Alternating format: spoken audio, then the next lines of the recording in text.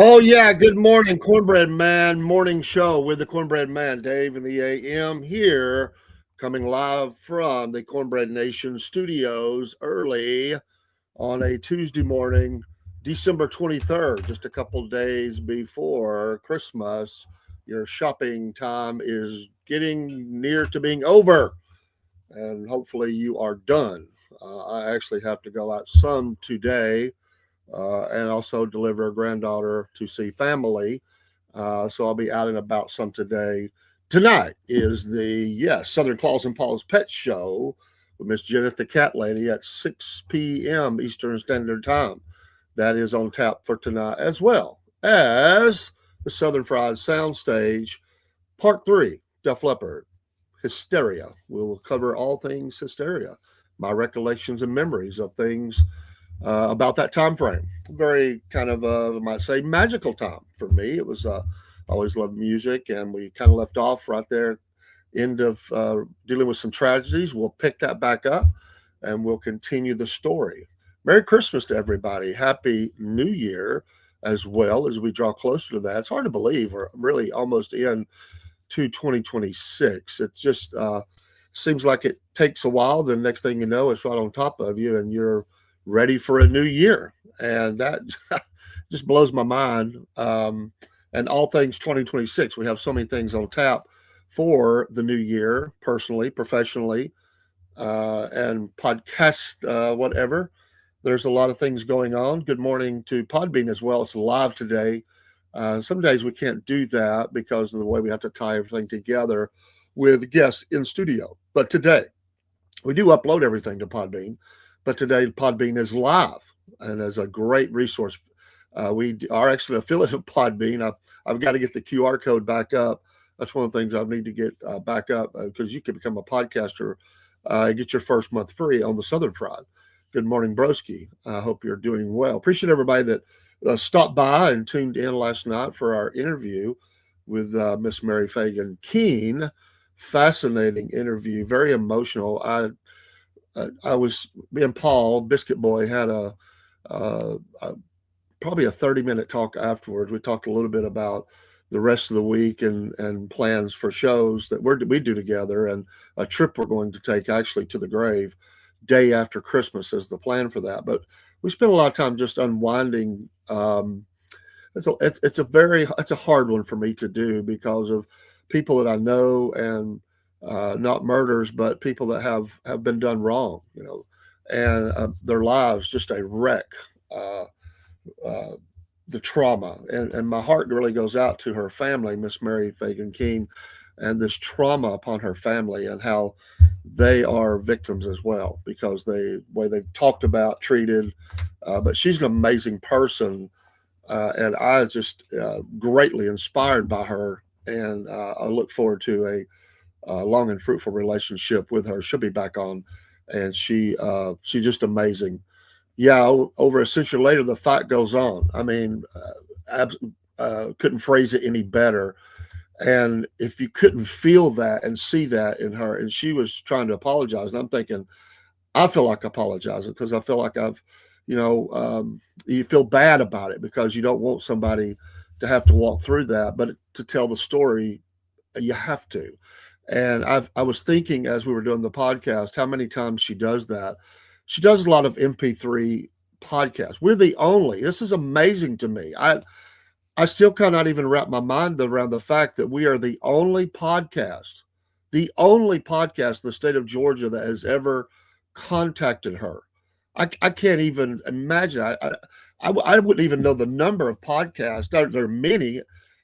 There's a number of podcasts within the state of Georgia, obviously. I mean, lots of people podcast, and some big ones. I mean, some big ones.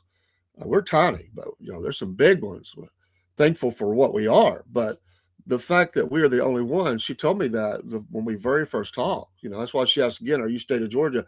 And because she knows that we were close down here, and I verified after the show. I was, just I want to make sure I was factual on that, and hopefully that will change. We don't want to be that. We want this story to get out, and right here in the state where the fight is going on, that absolutely needs to happen, and I'm going to help it happen. I'm going to contact others that are situated within the state, and not only Georgia, but others that I know, and get them on, get them to bring her on, because what a wealth of information, and how she's able to, through her dad and everyone, reach back into history like that, and the collection that she has, the books that it's very rare to find someone who started studying that young. Usually people say, man, I wish I'd did my genealogy, you know, 30, 40, 50 years ago. That's why I tell young people, if your grandparents are alive, your great grandparents, you got to talk to those folks. You need to, get you need to record them. You need to get all the first, all the source information that they have, the oral histories. Even if there's something slightly different, you're going to get treasure trove of information. Get their historical things, the stuff that they have tucked away, keepsakes, whatever, and just be a sponge and soak up everything they have to say. And that will help you in your quest to know your family history. And for them, that was incredible. There's things that she can tell and did tell that nobody would know, because that's personal in their family. The emotional impact, the conversations, amazing. The conversation that they had with one of the gentlemen that was, in a witness in the trial and accused at one point, and that they met. I tell you, it really was very moving. I just had to take some time last night and unwind. And I don't know that I really ever did. It takes me a long time to really, in my mind, just analyze kind of what happened. And that was we just sat here and when we shared stories, and, for Paul, Biscuit Boy, to share his own emotional, we talked about that too. I didn't know that. And the fact that he shared that, and God bless him. And he said, well, it doesn't affect me like that anymore. But he told me stories after the show of a very powerful, very, very powerful story. So like I said, it's a greater story. Absolutely. But it is a singular story to them. And I didn't want to take it too much further than that, other than to recognize it does affect a lot of people. And in the South, it's a deep, dark secret. I've been, talking about that for a long time. And I've said it in my role as a pastor, in my role as someone. I'm not a trained professional counselor. I tell people that I've not been to school and I'm not trained, but anybody can listen. Anybody can be a listening ear to say, I care, I'm sorry, and help them spiritually in the word. But I can tell you that everybody that's ever came to me and needed some sort of help, just to kind of get to the root of the problem of what's holding you back. Why's the problems? Why are you? It always went back to that, always. And unfortunately, in this case, it became not only that but a murder. The sexual damage to this young lady. And I mean, I'm not. I was just at a couple of points. I was thinking, this may be difficult for her to move on, but she's a strong lady, because it's so moving in her family. And man, I'm telling you what, I admire her ability to organize, to put together stuff, to make sure that it is there, as she said, for the next 200 years. That doing her part, and then her family will make it go the next 200 years, and that those members will. Anyway, just wanted to mention that. It was just an amazing moment last night as we shared that. So I will be re-airing that. The miracle is, to this point, we haven't been banished for a week on one or two other channels. There was definitely, we were dancing all over that, because, and that's unfortunate. And I didn't make it Rumble only. I wanted it to be as far reaching as it was. I didn't reattach the Instagram last night because it doesn't store it there anyway. But we didn't have a lot of people watching there. But we did have one. But when I said that last night, I'm not kidding you. Uh, I have not had that happen in over a year that it disconnected us from a live stream. That used to be regular. Like when you first start, it's almost like they make you pay your dues or something. Good morning there, Tanya Koopa. How you doing this morning? Merry Christmas. But it disconnected us from Instagram, and I'm looking up. I'm like, I can't believe this. But then I'm like, it's not a coincidence to me. I don't believe it on that one because that was right in the crux of the interview, right? I mean, right in the heart of what we were talking about. I mean, in the very center of that. And she was really laying it down, and bam, it popped up. And I went, oh, that's obvious what happened there. Miss Tanya, where are you coming from in the world? We hope you're having a great morning. 2 days before Christmas, and I hope you're having a great day. We got the coffee going. Oh, that is so good. That was actually my first sip. Good morning to you. I'm doing well. Thank you for asking. It is a blessing to be alive.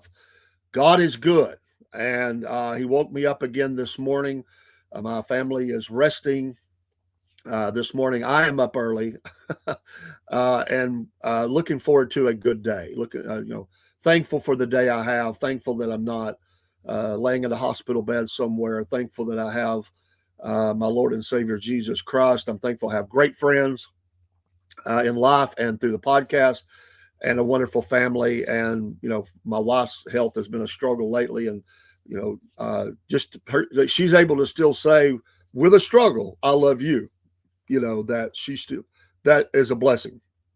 As me and my son helped her into bed last night, and she said those wonderful words, "I love you." And it doesn't sound that way because she has troubled her speech, but we talk a language that we can understand. She does get most of it out, but some of it you have to kind of know where she's going with that. And I said, "I love you too." How do you do? But she, having those in my life, my grandchildren, to be living in a great country, even with all the problems, it's a great country. We are so blessed. I'm a very patriotic person. I recognize the problems. I don't stick my head in the sand, but I am thankful for where I'm at, and life is precious. And the fact that I have an opportunity, because we're not there yet, to be able to celebrate another Christmas. And you think of all the Christmases past with your family, all when you were a kid, all the way up. And I think of all the people that are not here anymore. They've went on, and I miss them, and not able to have them in my Christmas celebration. But I'm at the same time thankful for those that still are. And I think over the past year, there's a couple of gentlemen who very easily could have not been here that are friends of mine. They went through health issues. Thank you, broski. I will say, a couple of months ago, maybe even 3 months ago, I guess it would be more like 3 or 4 months ago, actually, to say that I was in the middle of the fire, and on some days I didn't know if I was coming in the podcast. I was running on fumes, man. I was, without a doubt. There was a lot of things going on. We're kind of really stable right now. As I told Paul here recently, I said, I got my mojo back.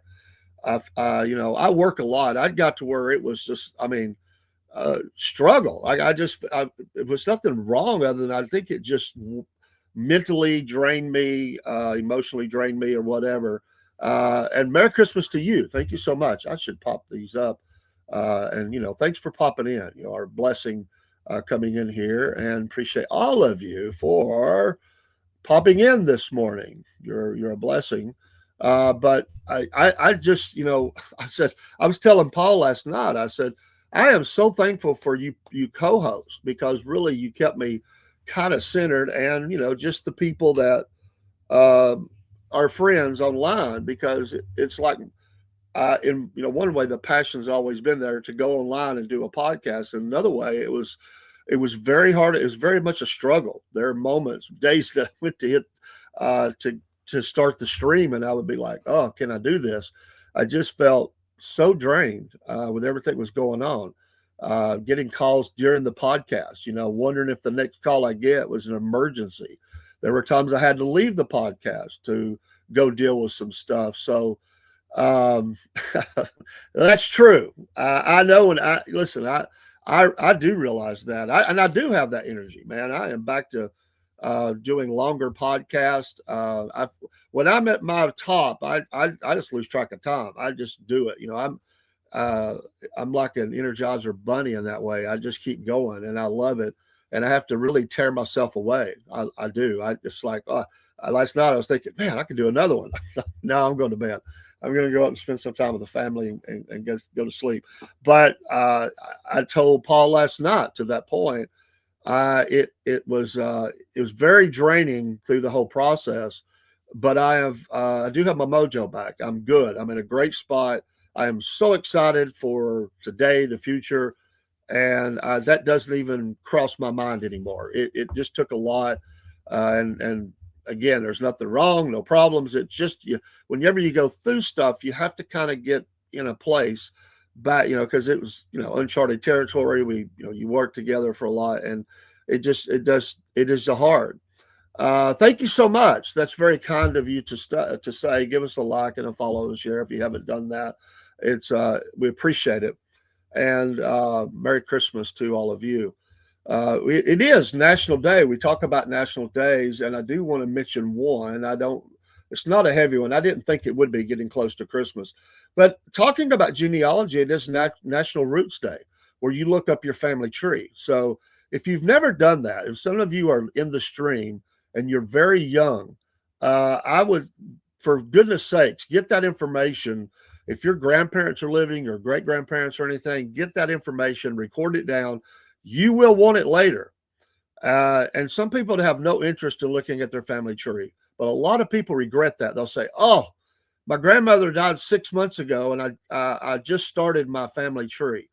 Definitely go online and look at what some of your other extended family may have done with one of the genealogy sites that you can go to, and you'll find a wealth of information. Even go to your local library. There was a lady in my family who had done a lot of research. We had never met. I didn't even know she was the secretary at the local junior high school back in the day, because she had married, had a different last name. We just never picked up on the fact that we were related, and she would be a cousin to me. She had did 15 years of study, and I was able to talk to her before she passed, and she gave me information, a stack of stuff, as we say. But I had went to one of the local libraries, and they had a file on my family, and a lot of that stuff crossed over into my direct lineage. And I talked to her and her sister, and she told me stories about my grandfather, great grandfather, and all that I never knew. The family was very close, kind of spreading out over the years. But she said we don't keep up like we used to. She was in her 70s then, but she gave me a lot of information. But do that now, National Roots Day. Find out, what who, what, when, where. Because in the South, especially, a lot of courthouses were burned down. Not everything is on microfilm, and you lose connection. You want to know who that great grandfather was. You want to know who the brothers and sisters were, who the uncles and aunts and all that. And you start developing your family tree. And, I know it's controversial. Some people don't want to do it because they don't want to leave a marker, but some people do like to do DNA. I'm not even going to suggest you do it, because I know that people say, ain't no way I'm going to do that. But I know people have done it. But that's totally up to you. But there are, in our day, resources to do stuff. And one lady dispelled a family myth about one part of her family, they said, was from this particular line of people. And when the DNA said, no, absolutely not. Everything else was spot on. And you typically find that. You'll find one oral history. That's what Mary was talking about last night. There'll be this thing you're not sure, maybe not. Because it's been passed down to you, but didn't do that. Okay, Brusky. Yeah. So it's an interesting. Also today is Festivus. Every year on December 23rd, Festivus commemorates a holiday episode of the television comedy Seinfeld. Oh, in the 1997 television comedy, brought Festivus to the masses when Frank Costanza of course played by Jerry Stiller, explains he invented the holiday in response to commercialism of Christmas. Its slogan is "A Festivus for the rest of us." And they actually have that as one of the national days today. How interesting. I did not know that. Um, in 1783, on this date, George Washington stepped down, trying to find a man icon for Cornbread Man. Oh, I like that. Hello, Robert Torres. God bless you this morning. Merry Christmas. Hope you're doing well. Thank you for stopping by. Best wishes for you and family this day. In 1823, St. Nicholas was published. How about this one? 1888, Van Gogh cuts off his ear. Cuts off the ear. Famous story. In 1954, while we do this all the time now, the first kidney transplant. I imagine that one didn't go, that was pretty rough. The early transplants were very hard. Absolutely. And one more for this day in history. In 1986, pilots Dick Rutan and Jenna Yeager landed the odd-looking experimental plane at Edwards Air Force Base in California, completing the first flight around the world without refueling. The trip took 9 days and 3 minutes and covered 25,000 miles. Amazing. That happened on this date in 1986. 1986 was also the birth year of my oldest son in August of that year. So a lot of things in 86 for me anyway. Okay, just a few days ago, we lost the race car driver, Greg Biffle, in an unfortunate his family plane crash. Today, as we continue to remember him, is the birthday for Greg Biffle. He didn't make it there. He was born in 1969 on this date, December 23rd. So obviously he died a few days ago due to the airplane crash. So let's remember his family today in our prayers. Eddie Vedder is 61 today, of course, of the rock band Pearl Jam. Alive, Jeremy, some of the songs. Are you a big Pearl Jam fan? Talk music, and there are some Pearl Jam songs that I like. To say that I'm a big fan would not be true. It's not a slight. I just never did really listen to them that much, but I do know a handful of songs by them. Never saw them in concert, although I have watched some online concerts, portions of them for the band.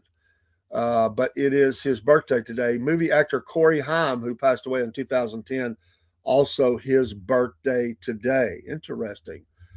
These connections. There's only 365 of them, so you get a lot of them. Actress Susan Lucci, obviously soap opera queen. And I don't even watch soap operas, and I know who she is. She's 78 years old today. The founder, basically, of Mormonism, Joseph Smith, born on this date in 1805. Let's see. Anybody else? Oh, well, shout out to the Georgia Bulldogs today. Kirby Smart, who is 49 years old today, as they get ready for the next game in the college football playoff. We have that. The Hey Facts Porcupine podcast over on Podbean. Hope you're doing well. Merry Christmas to you. Yes, happy holidays. God bless you. Let's see if there's anybody else we want to recognize today. I just can't get into all the, even though I do podcasts, all the TikTok, stars or all that. I kind of skip over those. That's not to say I don't, nothing against them, but I don't recognize half of them. So, yes, New York City, sir. Harry Judd, drummer, 39 today. Naked Cowboys, 54. Crazy that I know who that is. Those are your birthdays today. Let me get your Bible verse today. Everybody needs a good start with the word. I probably should have started here. 1 John 1:7. But if we walk in the light as he is in the light, we have fellowship one with another, and the blood of Jesus Christ, his son, cleanses us from all sin. I want to give a shout out today in a small city. I like to recognize little small cities, around the country. And this will be up your way, broski. The inspiration for the Andy Griffith Show, the fictional Mayberry, Mount Airy, North Carolina. I'm going to give a shout out to them today. A quaint town of Mount Airy. It is, they still have their Andy Griffith days and all that. I have never been. Me and my wife, and I thought about this here recently with her health issues. I thought, is there still a possibility I could get my wife up there without it being too hard of a ride for her? Now she would say, "Let's go." I can tell you, but I want her to get a little stronger. We had me and her mom. She's like a second mom to me. She's passed on. We had always planned to go up to Mount Airy. That's a trip we just never got to make. Things always got in the way, but I still would like to go. I've never been there. I've been close. I've been to some small cities, not probably within an hour away from Mount Airy, but I've never quite been in that area. So Broski, if you've ever been to Mount Airy, you can let us know. But Mount Airy, North Carolina, shout out to you this morning. They have a population of just under 11,000 there. So not the smallest of the small, but it's not a huge city at all. And you can go there, and they still keep some of the old restaurant names and store names from the TV show. And most of them have passed on, but I know still like Don Knotts' daughter, and there's a couple of others that still go to the city when they have their Andy Griffith days or whatever they call it. I can't remember what they call that. And fans come from all over, and throughout the years, many of the people that was on the show would come back to the city and celebrate those things. I don't know. There's a lot of the cast, unfortunately, is not with us anymore. Of course, Ron Howard is still around, and there's a handful.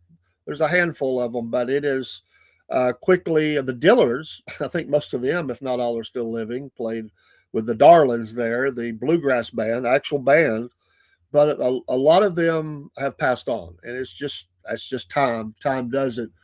Um, where are you broadcasting your talk? Okay, I'm in North Georgia, extreme Northwest Georgia.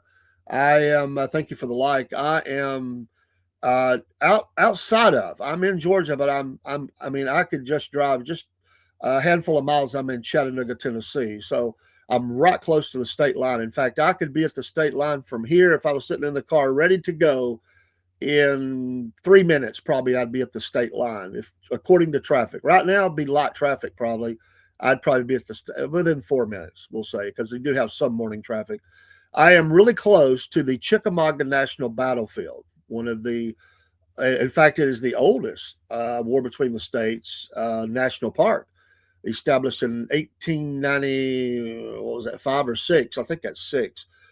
Here, and I'm closer to that than I am the state line. So I go the other way in about 2 minutes without any traffic lights catching me, and I'm in the battlefield. So actually, where I live at was probably really a part of extended the battlefield. Supplies and everything for sure would have extended up this way. They would have been troops all over here, but that's where I'm broadcasting from the Cornbread Nation Studios, as we call it. Which is the studio behind my house, and that I come to broadcast on video and audio and just about every day. There are occasionally that I do not broadcast, but those are few and far between, and usually would be because I am sick or something. If you can't go, you can't go, and every once in a while you just need a day that you don't. I actually, though, what I want to do is have some programming recorded, and I pop up something. I don't like to go a day without it. I like to keep our program going forward. And eventuality, actually, some of the co-hosts may do shows on their own. We definitely will develop that. It won't just always be me or me and them. It could be them as well. Paul is definitely could do that. He could do that from wherever, and we encourage that. And eventually, you'll see that. You'll see some of that, but I've got to train them. I've got them in the school of the technology, which I'm training both him and Dean to how to work the controls and everything. So that is an ongoing process. And if you've podcasted, of course, Facts Porcupine Podcast, you got to know what you're doing, or things go haywire real quick. And even when you do, things still go haywire. You get all kinds of weird stuff that go on. I always say 30 seconds before a podcast starts and 30 to 30 seconds after is chaos. Someday you're like, okay, everything fired up. It's like the old days of of the tubes, the old hot, the tubes. You got to make sure everything heats up right. It feels like that sometimes. It's like, okay, the spinning thinking of I'm going online. It actually worked. This one worked. This one worked. This one worked. Because it's like a succession of as we tie these things together. Of course, I've done Podbean only. It's just one thing, and it works great. I've never actually had a problem out of Podbean, but thankfully. But some of the others have given me, some issues here and there. Nothing major, nothing like that. But I've definitely seen those mornings or afternoons or evenings where the podcast goes crazy. And sometimes it's so bad you just have to restart. I mean, you do the best you can, but it is what it is. We were in the show last night with Miss Mary and that amazing story of her family's history, and we were also doing sports and racing hour. So I missed, and I caught up after the show last night. I missed the announcement by the president, Pete Hegseth, and the admiral or whoever he was from the Navy. But things are heating up outside of Venezuela for the country. An announcement that a warship was going to join the quote Golden Fleet. News this morning is that president is saying it would be smart, quote unquote, for Venezuela's Maduro to step down. This is obviously the United States is in a position where that is their goal. That's going to happen, and so we're kind of in a standoff right here. But he is adding to the armaments in the region, and it looks as though we're going to be pressing really hard. We're going to the blockade is on. The air, they've blocked them from the air. They're blocking them from the sea. They're not going to let oil in and out, or especially oil out, I guess you would say. But they're playing tough with Maduro to get him out of the way. Hello, good morning there, Rare Days 2767. Good morning to you. God bless you and Merry Christmas to you and family, and also to anyone else that's listening and came in. But I guess you're cute, So if you want to do that, that's fine. But we can do that as well. So that's fine. Be ugly if you choose, and it make it very easy. I'm one of those guys that tries to be as soft as I can, and as long as someone wants to play nice, then I'll let their comments go. But when you get to a certain level, you just say goodbye and you go. So for them that didn't see that, I'm glad. So anyway, I always say this: they don't answer to me, but they do answer to God. But the question is how far do we go with this? And can pressure like this be enough to get Maduro to step down? I don't know. He seems to be that kind of guy that's willing to go down hard and, be that, martyr for his cause or whatever. And there'll be a lot of people who will, enjoy his stance against the United States. I always remember this. And of course, later on, it cost him whatever you thought about him. Saddam Hussein. And I remember reading this from the first Gulf War when, that's right. When we met them in the desert for the ceasefire, you remember that? Turn Venezuela into Gaza, broski. Whoa, boy, that would be.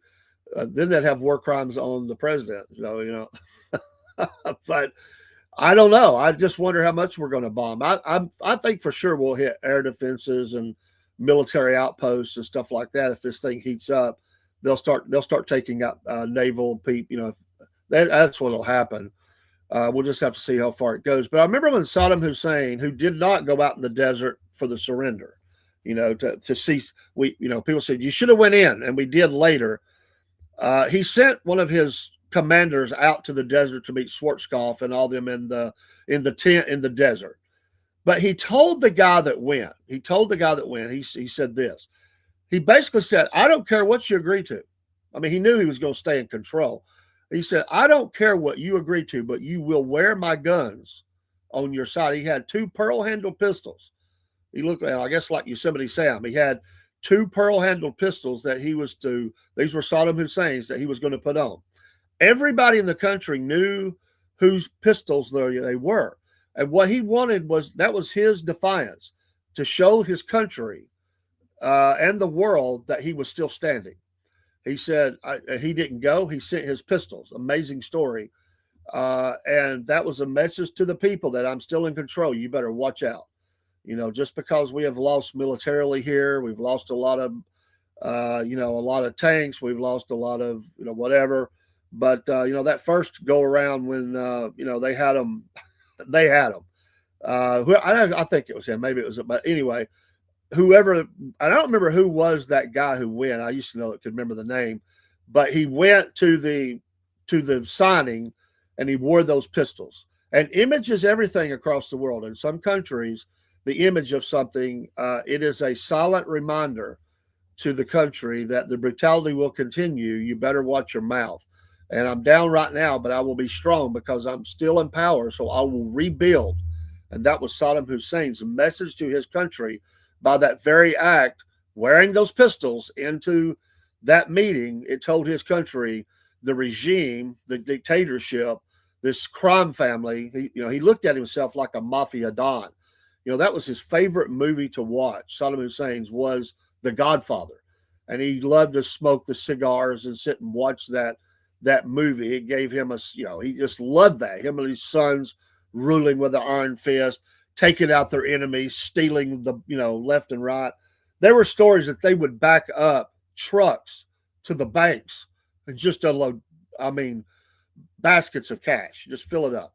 They stole from their own country as often as they could, as well as brutality to the people, killing of their people that oppose them, the obviously raping of women and everything else. They said in the country, the knock on the door, you always were afraid of that. Was that whenever you get somebody knock on your door, you were afraid that was that secret police basically that would come in, and people were dragged away and never seen again in the country. So they still have a lot of mess in Iraq for sure, but it's not. They don't have that. So for that, they were happy that he was gone. But there's still a lot of factions there. But I will never forget, and they were dumb for doing it. And I've said this before. His son-in-laws, married to Saddam Hussein's daughters, they had spoke against him, and they went in exile. And I think they were even in Canada or something at one time. I can't remember where they were at. So Saddam, Mr. Mafia Don himself, he puts out the call. He says, "Come home, open arms. Come home. You are my son-in-laws. You're married to my daughters. All is forgiven. Please come home." And these idiots. They were close to him. They had to know how brutal he was. They buy it. Like they got, okay, well, we can go home. Stupid. He met them when the plane landed. He was at the airport. He met them with some of the biggest, baddest dudes you ever saw, who met them as they come into the hangar, and they put them in the center of the circle, and these big brutes just beat the crap out of them. They beat them within an inch of their life. Or maybe they beat them till they were dead, but I think they were still living. But either way, then they sent in the dogs, literally.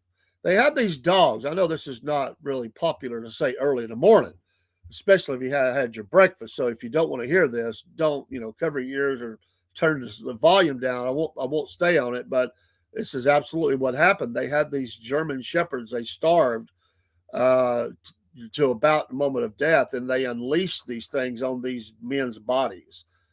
And it is said that Saddam Hussein sat and watched this whole scene, smoking his big stogie, a smile on his face. And when they got done, I'll keep it as clean as I can. When they got done, it is said there was nothing left that would show there was anybody had been there. Just think of that.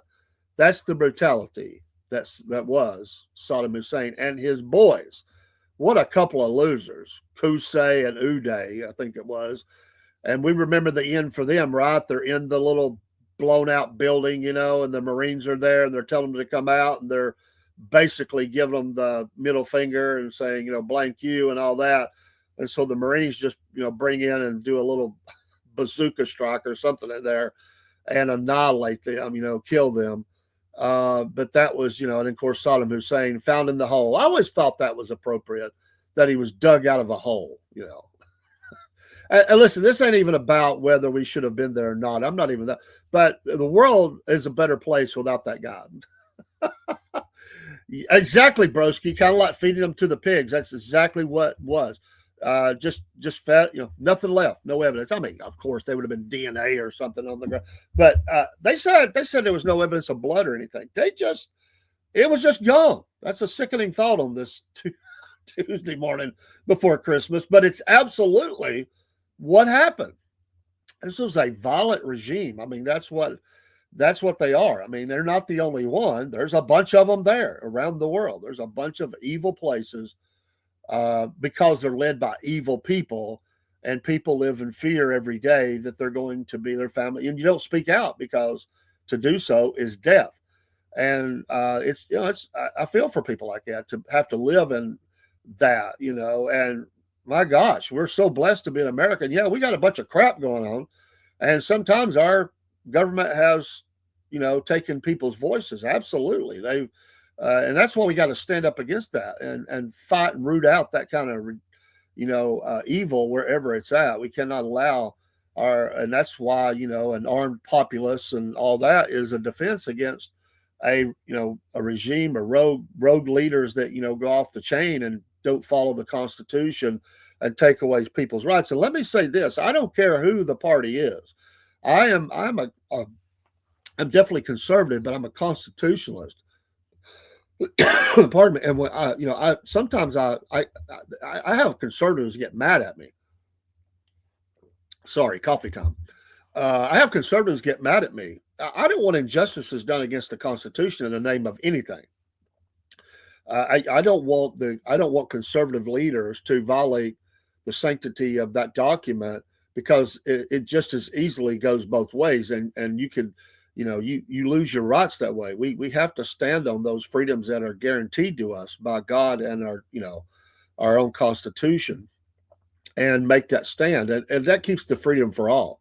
And I may be really ticked off about some things that people do, but if it is a freedom they have, the only way to change that is through, obviously, sharing the gospel, teaching people the right and the wrong, they're nuts or whatever's wrong with them. But I don't like to see those things violated, because the yin and the yang of it flows both ways, and wrong is wrong and right is right. And, I may not like some things that's going on in the country, but they have a protected right. That's a freedom they have. I mean, that's a moral issue. We got to work on morality for sure. But people can, it can be used the wrong way in both ways, and we all lose. And I don't want to lose that. That is the amazing process that the early framers and founding fathers of our country, pretty amazing. And people nowadays, they want to go back and they want to malign them. They want to mock them. They want to say they were ignorant, which is ridiculous. They were not ignorant. And I don't even really like the argument of people want to argue whether they were believers, Christians or not. And they say all of them were not, and you support them. And, I don't believe man is sinful. I'm not saying and would ever suggest that they weren't sinful men. It's almost like people look back in history and find something and go, aha, look, you're great George Washington, you're whoever. Well, nobody ever said they were perfect individuals, for we know they were not.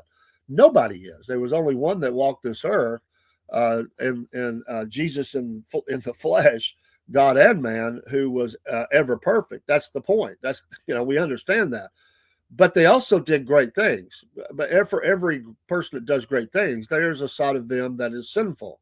And there may be some people that it's harder to find wrong within them, but every man has his faults. Every man, I say man in a general sense, mankind, everybody has skeletons in the closet. Everybody has something they need to seek forgiveness for. We've all fallen short. We've all made mistakes. And certainly Thomas Jefferson or George Washington or Benjamin Franklin or whoever, regardless of whatever their spiritual condition was between them and God, they still were sinners. I mean, they made mistakes. They weren't perfect men, but coming together, they did something that was truly great and beyond themselves that lasts until this day. And I'm not looking to go back and look for the skeletons. I'm not. I already know they're there. I mean, these men Oh my gosh, you mean they cursed? Well, certainly they cursed. You know, did they, did they have, sex outside of marriage? Well, certainly they did. Did they?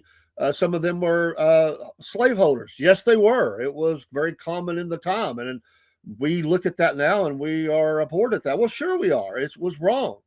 But God can still use men to do great things that still have, things that they shouldn't have done. When you look at military heroes, if that's the word, I don't like to use the word hero too much because it gets overused. But men who did things great militarily for this country, when you look at them, you're going to find ugly stuff too. I mean, for the greatness they were in battle, they've got a bad side. For all the ones that were statesmen who did great things in government, and they are people that have done amazing things and changing things for our country to do better, but they still had bad sides. If you look at every president that's ever been, you're going to find things you like, you're going to find things you don't like. Some where the scale is really askew. Some I say did a lot of bad versus very little good, but everybody has something that I could go, hey, I can get on board with that. That was a good decision. I'm glad they signed this into law, or whatever it was that they did, or even the first ladies, things that they did to help along the way, and causes that they were. I could appreciate things that they were a part of and say, I applaud that. But at the same time, there's some other things I don't like. But that's man. We don't look back and go, oh, you act like they're poo don't stink, I guess is the way a lot of people would say it.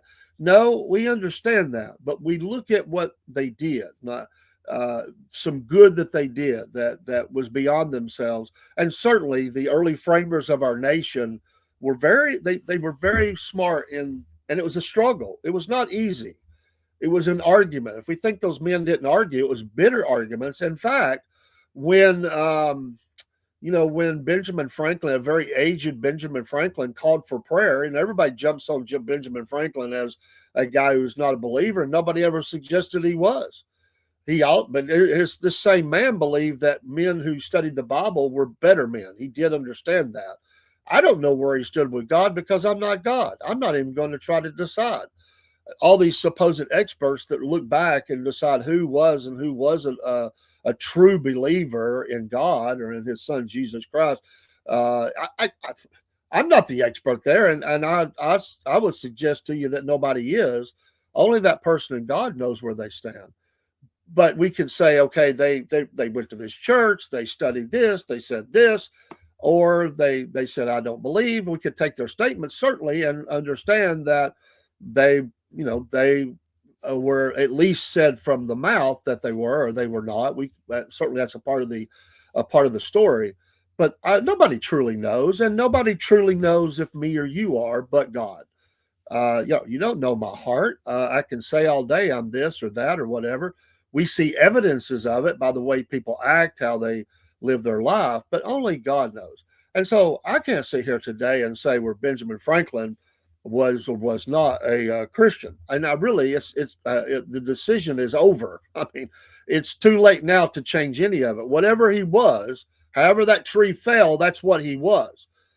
But God used him in a great way. We can say that. And when he stood as a very sickly aged man, I want to think he was 86 years old. I'm pulling it off the top of my head. I could be wrong.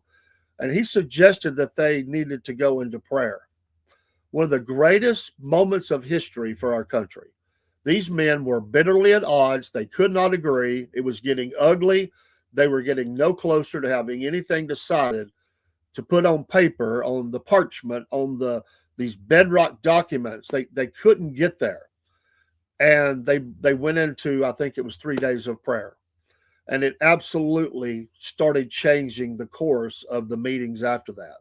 One of the most wisest and greatest moments of our history as a country was when this man, who they say, well, he wasn't even a Christian, he did say something very wise. And so was he a perfect man? Certainly not, because no man is. Was he a man that did some amazing things in his life for the country? Absolutely. So I can look back, and all these people today that want to go back and they want to shred the George Washingtons, the Thomas Jeffersons, the John Quincy Adams, and all these different people. Shame on them. I mean, yeah. Well, let's go into those people's lives and let's look at what they've done. How good are you? That's the question. How good are you? How good am I? Not very good, because the Bible says there is none that doeth good. I mean, we've done no good. Our righteousness is as filthy rags. Okay, so none of us deserve the pedestal, and I think it's a disservice to put back and as a man put these men on pedestals, because that's not where they desire to be, and it's not even right to do that. We should never lift up man. We should always glorify and lift up God, because he deserves that. But what we can do is recognize things that they did. And so as a citizen of these United States, I am thankful that there was a George Washington, who, by the way, could have easily become a dictator. This guy could have been president until he was dead. He decided to step aside, let someone else lead. He could have at one time, he was so popular, he could have taken the military and just taken over. So let's look at some things that he did that were truly amazing. Let's look at, the writings of these men. I mentioned Thomas Jefferson a lot because his name comes up a lot. And, even personal letters that they take things out of context that he wrote about, including the separation of church and state, and how that's misunderstood. And still we argue over those things, and we'll continue to argue over them. But we should look back and say, okay, I may not like some actions that some presidents took, but I can also look and see some things that they did that I go, well, that was a good decision. Whether it was their decision or not, they signed off on it.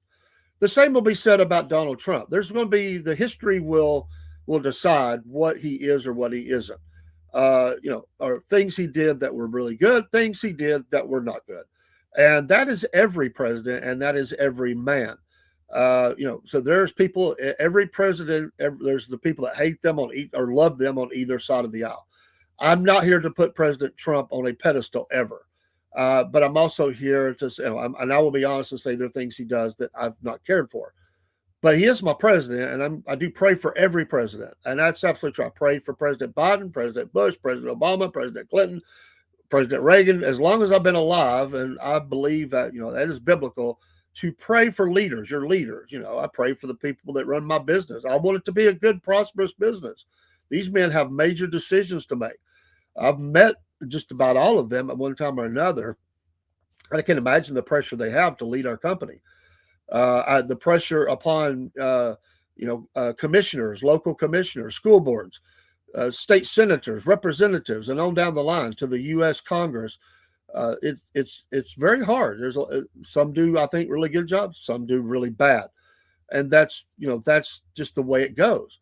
We're not going to find a perfect politician. We're not going to find a perfect person outside of Jesus Christ. So I do really appreciate the work that they do. And so when I look back, I look back with the lens of learning. It's like your family tree. We started out talking about that. Your family tree, yeah, you're going to find somebody that stole a horse. You're going to find somebody that spent some nights in the drunk tank. You're going to find somebody that got in trouble with the law. You're also going to find some people that did pretty amazing things. And, that's your family, because we are an imperfect people. And so for the guy that stole the horse, I hope he didn't get hung. If he did, okay, there was on the books, you could do that at one time. You're going to look back and you're going to see things that you're like, ooh, that's rough. We can't change it. We didn't do it. They did it. But we're also going to look back in time. We're going to see some things. We're going, wow, my uncle, great grandfather, or somebody, or aunt, or whoever it was. This is pretty amazing that they did this. We are not to put them on a pedestal. We're to recognize that they did something that was really amazing. And it makes it even more special when it's our direct blood kin, like that's your direct line. Your great grandfather did something. What kills me is when people, they look back through their family tree, they try to get, let's say that George Washington is in your family tree somewhere, multi times removed. It doesn't mean that we did anything great. Okay? just because my great great grandfather did something pretty amazing, it's nice, and I can appreciate that, but it doesn't put me in heaven. Just, if I did something bad, it doesn't put me in hell. It's history. We take it for what it is: the good, the bad, and the ugly, and it's all there. And it's in everybody's family. And when you look back far enough, you'll find all of that. You're going to find somebody who I've helped people do genealogy, and I remember I have found some things that were, very very cool. Like you would say, you go back to them, and I'd say, check this out, and then I'd say, but I also found this. They would go, wow. And sometimes they would even say, well, there's a little family secret that this was always said that this thing happened, but nobody ever talks about it. Much like our guest last night, Mary Fagan, and the family just didn't want to talk about that tragedy. And none of the families direct in line with any of that history. We were talking about the killing of Mary Fagan, little Mary Fagan here in Georgia 112 years ago, or whatever that was. I think it was now. There was silence on all sides. We look back with the history now to tell the story, and I'm not involved, but it definitely is a touching story. Broski says that's why I don't like when Christians tell people they're saved. Nobody knows but God. So why do they say that it's like a virtue signal? And it can be used in a wrong way. What I like to say is people have a testimony. If they, I think it's something to celebrate. If someone's made that decision, obviously, but it can be manipulated. Certainly, that's where works comes in. It doesn't guarantee it, but there are evidences. You can see a change in someone. Something's happened. So, but it is a personal relationship. I don't know what is in anybody's heart. I don't know what really is buried within the recesses. Are they really repentant is the word over their life, their sins or whatever, or are they playing a game? I knew a guy that went to church one time, even taught Sunday school. He was not a Christian, and the reason he went to Christian churches, and typically those were Baptist, and he told me himself, I'm not making up something. He told me with his own mouth that he went there to find girlfriends, to date someone, and to find a wife, because he said there was a lot of women that he found attractive in the church. And he got so far in, he wanted to become the girls he dated, they were looking for a godly man, so he played the part. And but at the end of his days, he was repentant because he got cancer. He recognized some things in his life. Again, he told me, he said, I'm not going to talk about it, Dave, but he said, I do want you to know, I want you to know, because I know, I believe you care. He said, everything is okay between me and God. No matter what happens here, he believed he was going to beat the cancer, but he knew it was bad. And he told me in a private one-on-one final meeting, I never got to talk to him again in a coherent sense, because he was still coherent then. He said, I want you to know that. And he also apologized for some things that he had said and did towards me and my family. And it was very emotional. I'm glad we had that. Do I know that he really did that? I want to think that he did, but he said those words. He said, I'm not going to talk about it. It's personal between me and God. And I said, yes, sir. I mean, you don't have to tell me. I'm not a, there's no mediator needed. Jesus is the mediator. I'm not here that. It is not my business. So I don't try to get into a place that I am. So, but see here, that's part of what makes, as Broski says, makes bringing down so difficult. You can't do the mudslinging thing to him, and that actually makes him more popular. Well, sure, yeah, we do that for sure. Nothing is more annoying than a sloppy walking up to you and asking you if you're saved. I don't know if you are, and I don't know if I am. I'd like to think both are, but it's not my call. I always encourage people to make that decision, to introduce the evidences in scripture. I think there's a lot of people trying to force someone into a decision. That's very bad. You can't do that.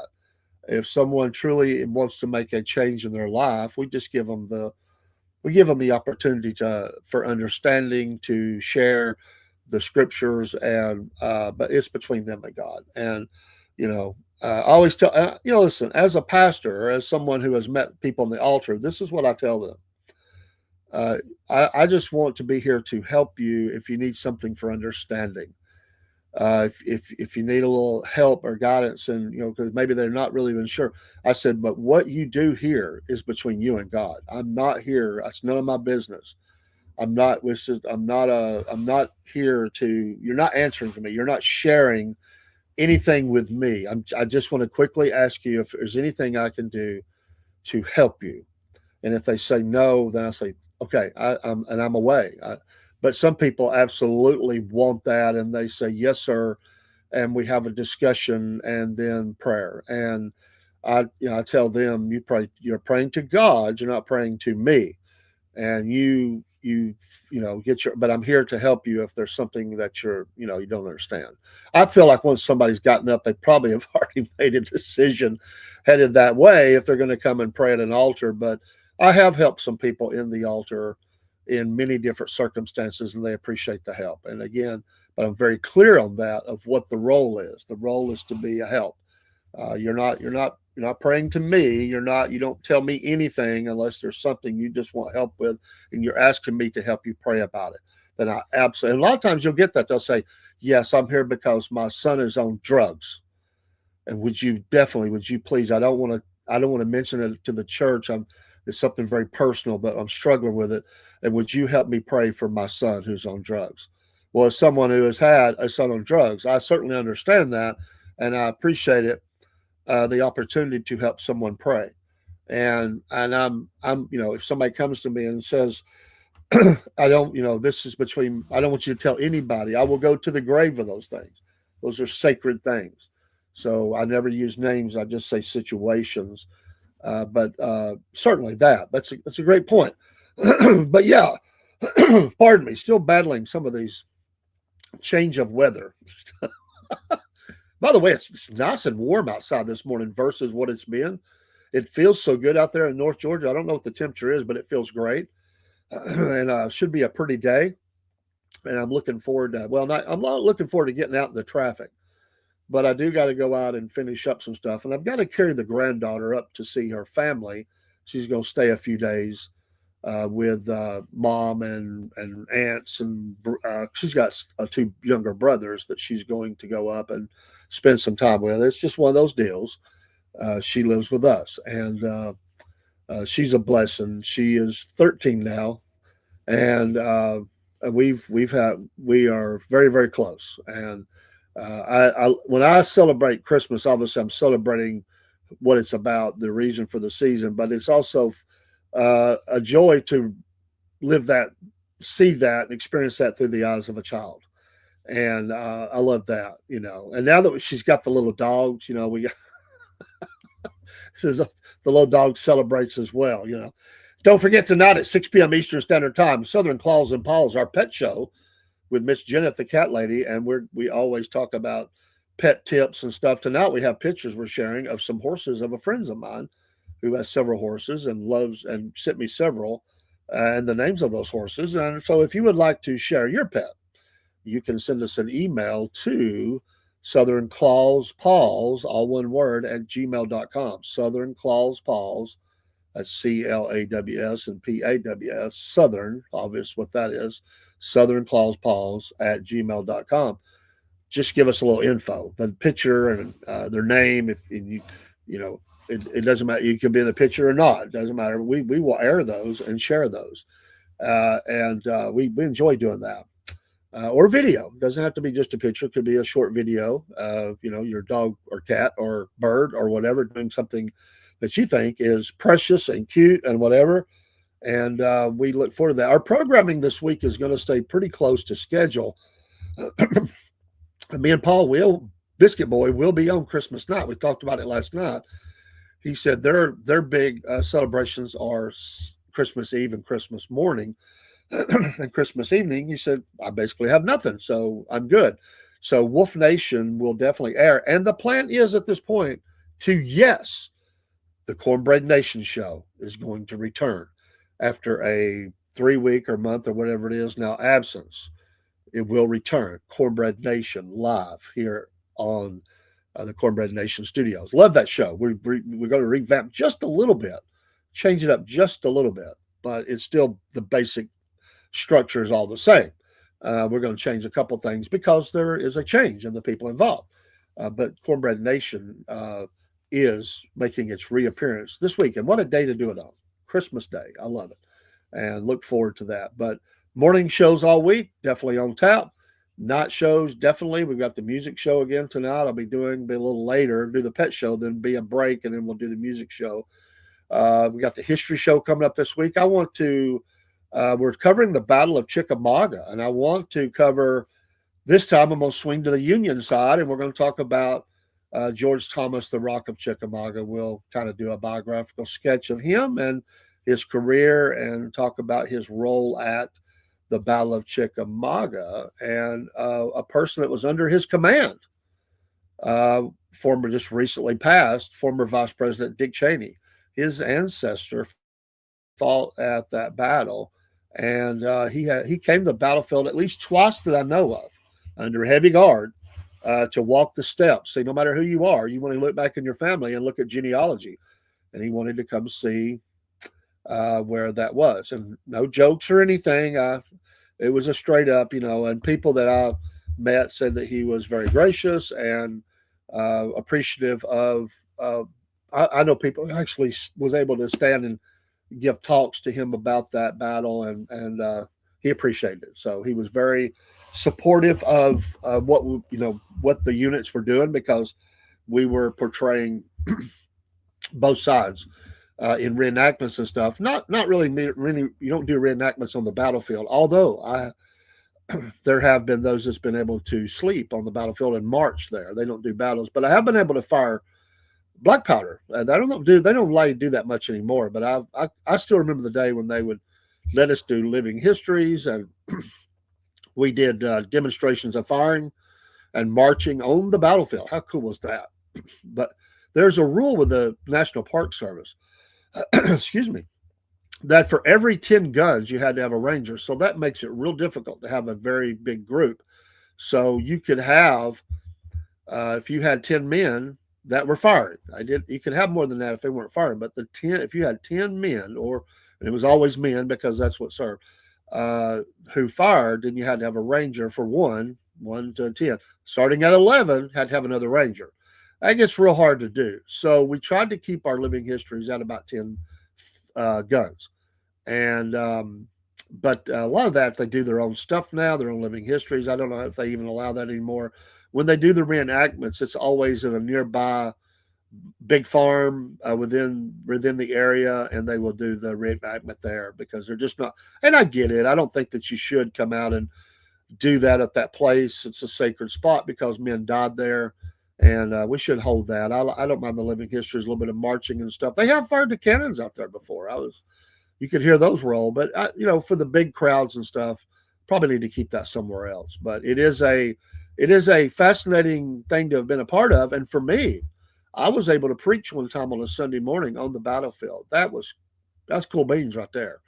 I loved it, and I had in my audience the historian who is still the lead historian for the battlefield, and he gave his sign off that it was fine, and he actually wanted to work together and read some of the sermons from the period at that time. We just never was able to get together. But it was an interesting discussion. I just didn't have the time in my life at that time to do it. But he was very supportive of it. He said I could make it happen. But oh well, sometimes time and opportunity just doesn't cross, and it just was out of time. And it was a nice idea, but it was never going to happen at that time. So. Anyway, we're fixing to go off the air here in a few minutes. I'll stretch it forth a little bit. Normally we're off the air by 7, but I do want to wish everyone a wonderful day. I do have things I need to get done today too.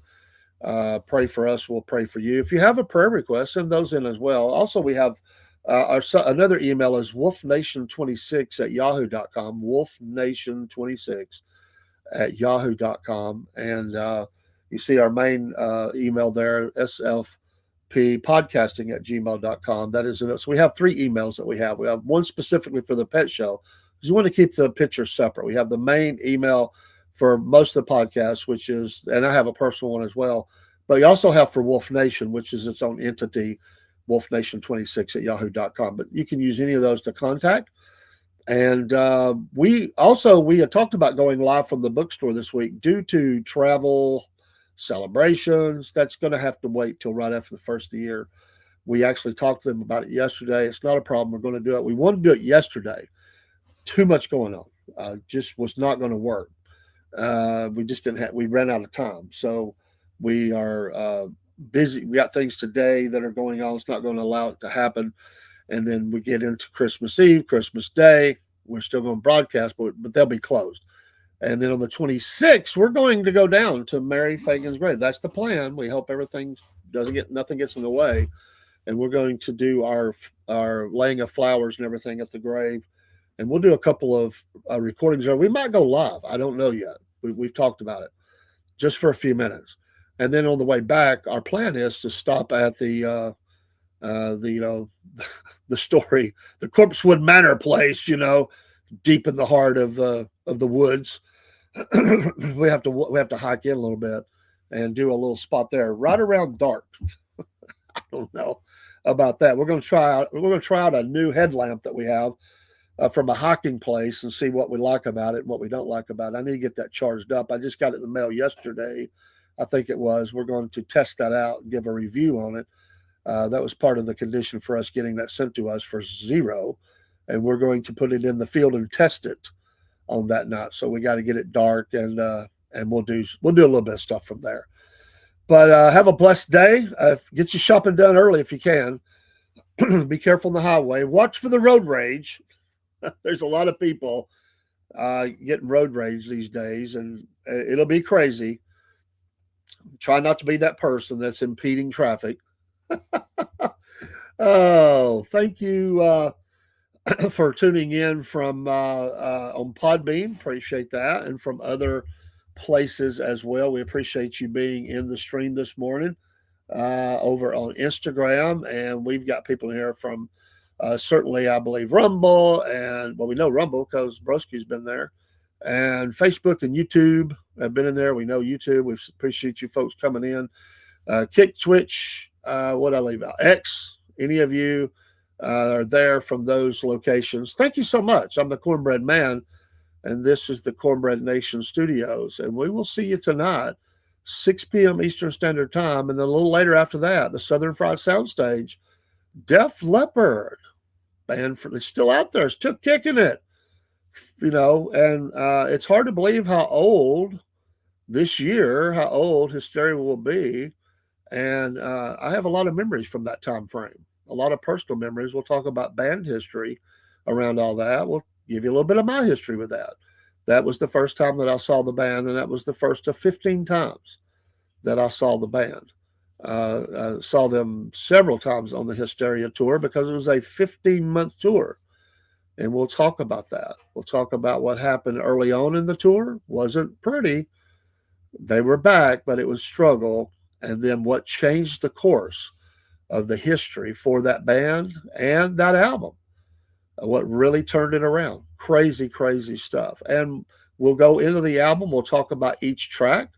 And I will tell you about the first time that I put that. And it was the CD. It was the first album.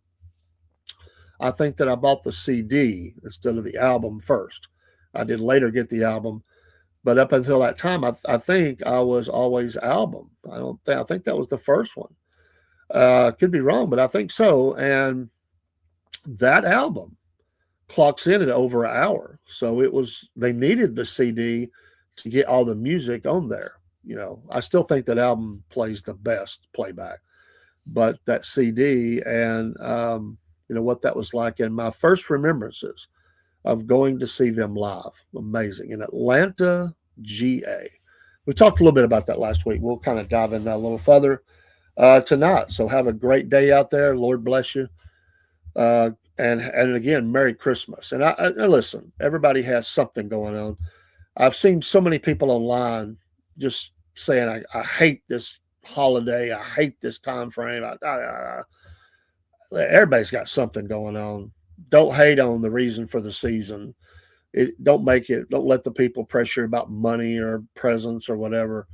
Just be thankful that we have a risen Savior, and that's that's the blessing. So, but we appreciate you being here. Lord bless you. We'll see you tonight. Have a great day. Let's get the music going.